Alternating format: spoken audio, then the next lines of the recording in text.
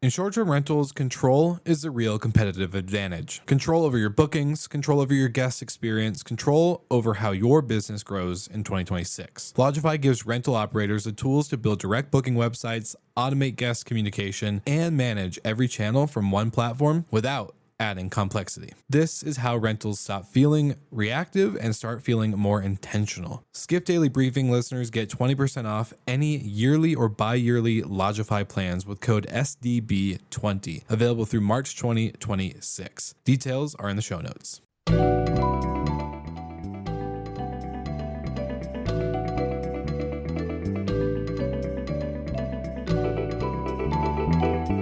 Welcome back to the Skift Daily Briefing. It's Friday, March 27th. I'm Sarah Dandishi, and today, early World Cup hotel bookings are softer than expected.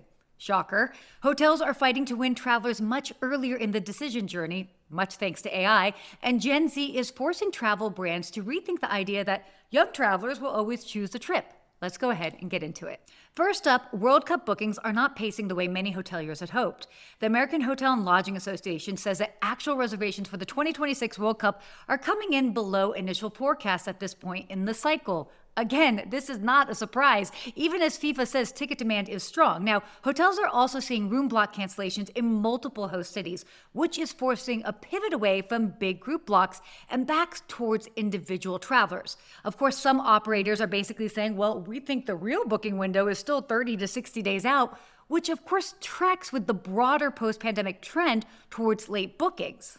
But the bottom line here is that the World Cup may still be huge, but right now the hotel data is flashing, let's all wait and see.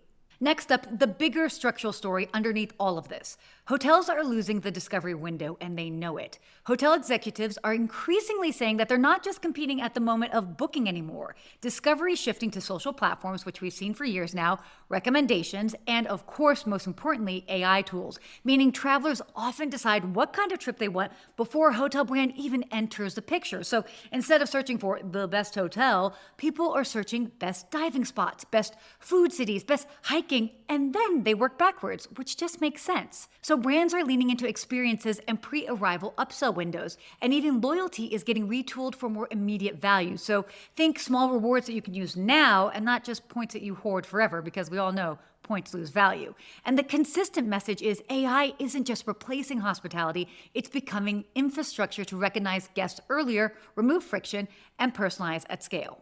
Our final topic, Gen Z. This is where the industry has to stop copy-pasting the millennial playbook. Skift research points to a real mindset shift. Millennials often treated travel like identity. The trip was the default splurge.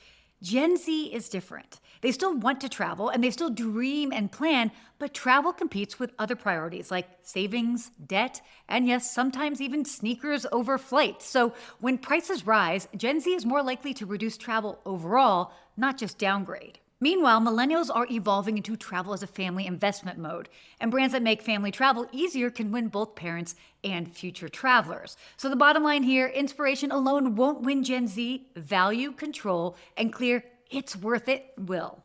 Well, that's it for your daily briefing. For more travel industry news and analysis, head to skift.com, and as always, subscribe at skift.com/daily. See you soon.